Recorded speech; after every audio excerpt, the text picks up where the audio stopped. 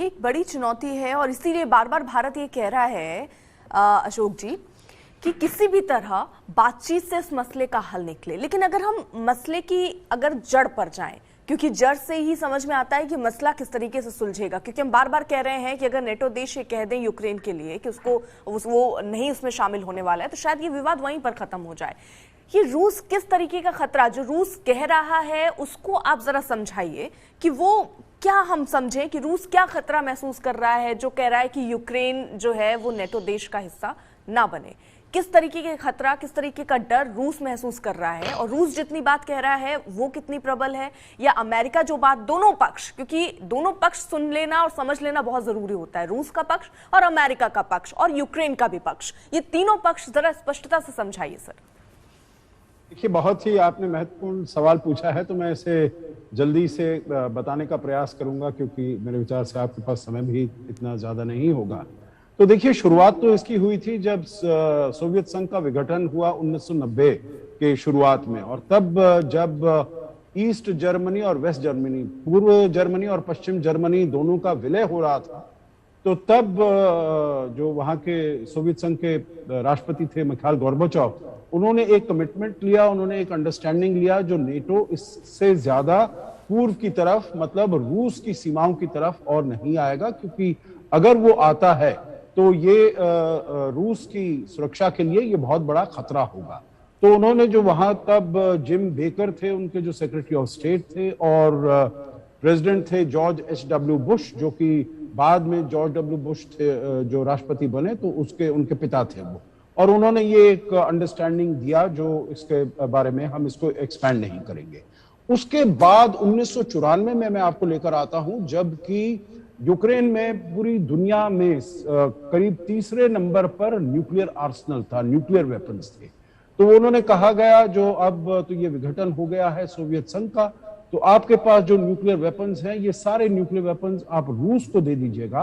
और जो यूक्रेन की इंडिपेंडेंस, टेरिटोरियल इंटेग्रिटी और उसकी जो स्वतंत्रता है उसकी गारंटी ली जाएगी। और उसकी गारंटी किस किस देश ने ली? अमेरिका ने, रूस ने, फ्रांस ने और जर्मनी ने, और इसको कहा जाता है बुडापेस्ट मेमोरेंडम, ये 1994 में। तो मतलब रूस ने भी ये कहा, लिखित दिया उसने, जो हम इसकी यूक्रेन की जो इंटेग्रिटी है, टेरिटोरियल इंटेग्रिटी है, जो उसकी स्वायत्ता है, उसकी जो क्षेत्रीय स्वायत्ता है, उसको हम प्रोटेक्ट करेंगे। तो उसके बाद आ जाते हैं 2008 में, जबकि एक बुकारेस्ट कॉन्फ्रेंस होता है नेटो का, जबकि ये कहा जाता है, जो जॉर्जिया ने भी कहा है जो वो मेंबर बनना चाहते हैं, यूक्रेन ने भी कहा है, तो उन्होंने कहा हम ओपन हैं, जो आना चाहता है। परंतु देखिए, बात इसमें ऐसी है, जो हमेशा जब भी कोई देश ये कहता है, देश तो उनका सॉवरेन राइट है, वो डिसाइड करेंगे, यहां तक कि यूक्रेन के तो कॉन्स्टिट्यूशन में लिखा हुआ है जो वो नेटो का मेंबर बनना चाहता है, जो वो EU यूरोपियन यूनियन का मेंबर बनना चाहता है, उसके कॉन्स्टिट्यूशन में है, संविधान में है ये लिखा हुआ। परंतु ये ऐसा नहीं है जो किसी ने एप्लीकेशन दी और वो एकदम एक्सेप्ट हो गई, वो वाला सभी वहां पर यूनानिमिटी से नेटो के जो मेंबर्स हैं उनको एक्सेप्ट करना पड़ेगा। इसमें एक चीज मैं ये बता दूं, जो जब सोवियत संघ का विघटन हुआ तो तब नेटो में 16 मेंबर थे, उसके बाद ये एक्सपैंड करता गया पूर्व की तरफ, रूस के सरहद, रूस की सीमा की तरफ, और अब इसके 30 मेंबर हो गए हैं। मतलब कि जो कुछ देश जैसे लाटविया, लिथुआनिया, एस्टोनिया, जो बाल्टिक स्टेट्स हैं, जो कि पहले सोवियत संघ के भाग थे, उसमें उसका हिस्सा थे 1918 के बाद में, 1919 के बाद में, तो वो भी अब नेटो के मेंबर हो गए हैं। और उसके साथ जो वॉर्सो पैक्ट कंट्रीज थी, जैसे पोलैंड हुआ, हंगरी हुआ, क्रोएशिया हुआ, मैसेडोनिया हुआ, स्लोवेनिया हुआ, स्लोवाकिया हुआ, ये सभी देश भी अब नेटो के मेंबर हो गए हैं। तो अब रूस ने कहा, देखिए मैंने आपसे बहुत बारी कहा है जो आप नेटो को एक्सपैंड मत करिए, अभी आप करते जा रहे हैं। तो इसीलिए जो मैंने पहले आपको बताया था, जो उसने कहा मुझे रिटन गारंटी चाहिए मुझे अपनी सुरक्षा की, क्योंकि अगर नेटो बिल्कुल मेरी सीमा तक आ जाता है, आप अपनी मिसाइल्स और तोपें और सारे यहाँ पर फोर्सेस तैनात कर देते हैं, तो मेरी सिक्योरिटी के लिए ये बहुत ही मुश्किल होगा, बहुत ही खराब होगा, तो आप इसको मत करिएगा। तो उन्होंने कहा ये तो कुछ तो इसमें जो आपने शर्तें बताई हैं ये तो बिल्कुल अनएक्सेप्टेबल हैं, और कुछ पर हम बातचीत कर सकते हैं। तो मेरे विचार से आगे चलते हुए जो करना चाहिए था वो बातचीत करनी चाहिए थी सभी साइड में, और इससे कोई हल निकलता, परंतु उसके बातचीत शुरू भी नहीं हुई थी। और हमने देखा है जो रूस ने इन दोनों प्रांतों को इंडिपेंडेंट डिक्लेयर कर दिया है। अब जहां तक तो देखिए, नेटो तो ये कहता है जो हमारा तो ओपन ऑर्गेनाइजेशन है, कोई भी इसमें आ सकता है, परंतु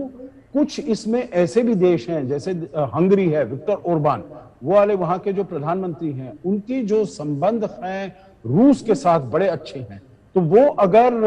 रूस चाहता है जो कोई देश नेटो का सदस्य नहीं बने, तो विक्टर ओरबान और कुछ और भी देश हैं जो कि वीटो कर सकते हैं। तो मेरे विचार से ये कोई इतना अर्जेंट वो नहीं था मसला, क्योंकि 2008 से ये बात हुई थी जो इसकी सदस्यता इनको दी जाए या नहीं दी जाए, और अभी तक 14 साल हो गए, अभी तक कुछ भी नहीं हुआ इसके ऊपर। अब रूस ने इसी सभी चीज को इतना ज्यादा वो बढ़ावा दे दिया है, इतना ज्यादा चढ़ा दिया है, जो पहले जो देश थे वो जैसे फिनलैंड और स्वीडन जो कि नेटो के मेंबर नहीं हैं, उसमें भी अब ये बातचीत होने लगी है जो हम भी नेटो के सदस्य बनने के बारे में हमको भी ये सोचना चाहिए, हमको भी विचार करना चाहिए, हमको भी उसका सदस्य बनना चाहिए। तो इसीलिए बहुत ज्यादा उथल पुथल हो गई, और मुझे नहीं लगता है जो इससे आगे चलते हुए रूस की जो सुरक्षा है उसको कितना ज्यादा फायदा होगा। जैसे मैंने कहा, बातचीत से ही इसका हल निकलना चाहिए, आगे चलते हुए बातचीत से ही